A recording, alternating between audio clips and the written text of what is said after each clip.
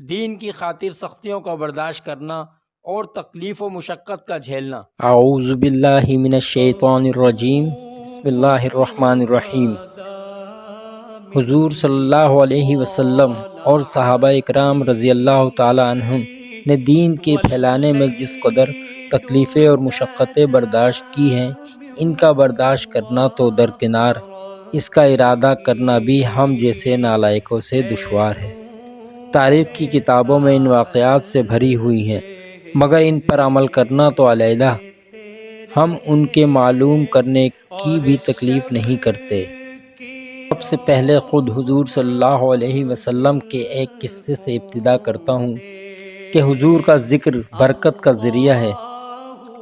حضور صلی اللہ علیہ وسلم کے طائف کا سفر کا قصہ۔ نبوت مل جانے کے بعد 9 برس تک نبی اکرم صلی اللہ علیہ وسلم مکہ مکرمہ میں تبلیغ فرماتے رہے اور قوم کو ہدایت اور اصلاح کی کوشش فرماتے رہے، لیکن تھوڑی سی جماعت کے سوا جو مسلمان ہو گئی تھی اور تھوڑے سے ایسے لوگوں کے علاوہ جو باوجود مسلمان نہ ہونے کے آپ کی مدد کرتے تھے،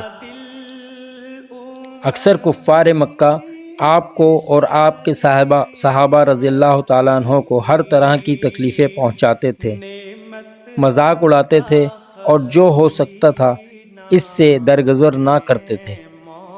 حضور کے چچا ابو طالب بھی انہی نیک دل لوگوں میں تھے جو باوجود مسلمان نہ ہونے کے حضور کی ہر قسم کی مدد فرماتے تھے۔ 10ویں سال میں جب ابو طالب کا بھی انتقال ہو گیا تو کافروں کو اور بھی ہر طرح کے کھلے مہار اسلام سے روکنے کے اور مسلمانوں کو تکلیف پہنچانے کے مواقع ملے۔ حضور صلی اللہ علیہ وسلم اس خیال سے طائف تشریف لے گئے کہ وہاں کا قبیلہ سیف کی بڑی جماعت ہے، اگر وہ قبیلہ مسلمان ہو جائے تو مسلمانوں کو ان کی تکلیفوں سے نجات ملے اور دین کے پھلنے کی بنیاد پڑ جائے۔ وہاں پہنچ کر قبیلے کے 3 سرداروں سے جو بڑے درجے کے سمجھے جاتے تھے گفتگو فرمائی اور اللہ کے دین کی طرف بلایا اور اللہ کے رسول کی یعنی اپنی مدد کی طرف متوجہ کیا۔ ان لوگوں نے بجائے اس کے کہ دین کی بات کو قبول کرتے یا کم از کم عرب کے مشہور مہمان نوازی کے لحاظ سے ایک نوادار مہمان کی خاطر میں مدارت کرتے، صاف جواب دے دیا اور نہایت بے رخی اور بد اخلاقی سے پیش آئے۔ ان لوگوں نے یہ بھی گوارا نہ کیا کہ آپ یہاں قیام فرما لیں۔ جن لوگوں کو سردار سمجھ کر بات کی تھی کہ وہ شریف ہوں گے اور مہذب گفتگو کریں گے، ان میں سے ایک شخص بولا کہ اوہو، آپ ہی کو اللہ نے نبی بنا کر بھیجا ہے۔ دوسرا بولا کہ اللہ کو تمہارے سوا کوئی اور ملتا ہی نہیں تھا جس کو رسول بنا کر بھیجتے۔ تیسرے نے کہا، میں تجھ سے بات کرنا نہیں چاہتا، اس لیے کہ اگر تو واقعی نبی ہے جیسا کہ دعویٰ ہے تو تیری بات سے انکار کر دینا مصیبت سے خالی نہیں، اور اگر جھوٹ ہے تو میں ایسے شخص سے بات کرنا نہیں چاہتا۔ اس کے بعد ان لوگوں نے نا امید ہو کر حضور صلی اللہ علیہ وسلم نے اور لوگوں سے بات کرنے کا ارادہ فرمایا کہ آپ صلی اللہ علیہ وسلم تو ہمت اور استقلال کے پہاڑ تھے، مگر کسی نے بھی قبول نہ کیا، بلکہ بجائے قبول کرنے کے حضور سے کہا کہ ہمارے شہر سے فوراً نکل جاؤ اور جہاں تمہاری چاہت کی جگہ ہو وہاں چلے جاؤ۔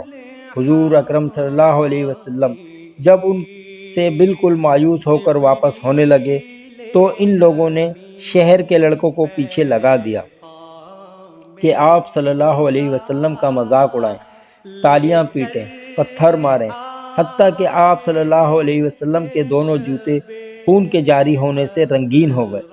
حضور اقدس صلی اللہ علیہ وسلم ایسی ہی حالت میں واپس ہوئے۔ جب راستے میں ایک جگہ ان شریروں سے اطمینان ہوا تو حضور صلی اللہ علیہ وسلم نے یہ دعا مانگی جس کا ترجمہ یہ ہے، اے اللہ، تجھی سے شکایت کرتا ہوں میں اپنی کمزوری اور بے کسی کی اور لوگوں میں ذلت اور رسوائی کی۔ اے ارحم الراحمین، تو ہی وفا کا رب ہے اور تو ہی میرا پروردگار ہے۔ مجھے کس کے حوالے کرتا ہے؟ کسی اجنبی بیگانے کے جو مجھے دیکھ کر تش رو ہوتا ہے اور منہ چڑھاتا ہے، یا کہ کسی دشمن کے جس کو تو نے مجھ پر قابو دے دیا؟ اے اللہ، اگر تو مجھ سے ناراض نہیں ہے تو مجھے کسی کی بھی پرواہ نہیں ہے۔ تیری حفاظت مجھے کافی ہے۔ میں تیرے چہرہ کے اس نور کے طفیل جس سے تمام اندھیریاں روشن ہوں اور جس سے دنیا اور آخرت کے سارے کام درست ہو جاتے ہیں، اس بات سے پناہ مانگتا ہوں کہ مجھے پر تیرا غصہ ہو یا تو مجھ سے ناراض ہو۔ تیری ناراضگی کا اس وقت تک دور کرنا ضروری ہے جب تک تو راضی نہ ہو۔ نہ تیرے سوا کوئی طاقت ہے نہ قوت۔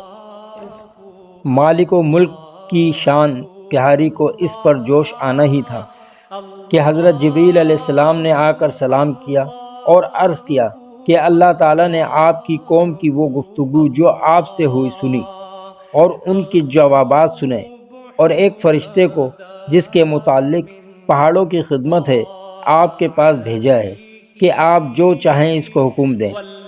اس کے بعد اس فرشتے نے سلام کیا اور عرض کیا کہ جو ارشاد ہو میں اس کی تعمیل کروں گا۔ اگر ارشاد ہو تو دونوں جانب کے پہاڑوں کو ملا دوں جس سے یہ سب درمیان میں کچل جائیں، یا اور جو سزا آپ تجویز فرمائیں۔ حضور کی رحیم و کریم ذات نے جواب دیا کہ میں اللہ سے اس کی امید رکھتا ہوں کہ اگر یہ مسلمان نہیں ہوئے تو ان کی اولاد میں سے ایسے لوگ پیدا ہوں گے جو اللہ کی پرستش کریں اور اس کی عبادت کریں۔ یہ اخلاق اس کریم ذات کے جس کے ہم لوگ نام لیوا ہیں کہ ہم ذرا سی تکلیف سے کسی کی معمولی سی گالی دینے سے ایسے بھڑک جاتے ہیں کہ پھر عمر بھر اس کا بدلہ نہیں اترتا۔ ظلم پر ظلم اس پر کرتے رہتے ہیں اور دعویٰ کرتے ہیں اپنی محمدی ہونے کا، نبی کے پیروکار بننے کا۔ نبی کریم صلی اللہ علیہ وسلم اتنی سخت تکلیف و مشقت اٹھانے کے باوجود نہ بد دعا فرماتے تھے نہ کوئی بدلہ لیتے تھے۔ پیارے دوستو، مزید اس طرح کی ویڈیوز دیکھنے کے لیے میرے چینل کو سبسکرائب کر لیں۔ برائے مہربانی ویڈیو کو لائک بھی کریں۔ جزاک اللہ، شکریہ، السلام علیکم۔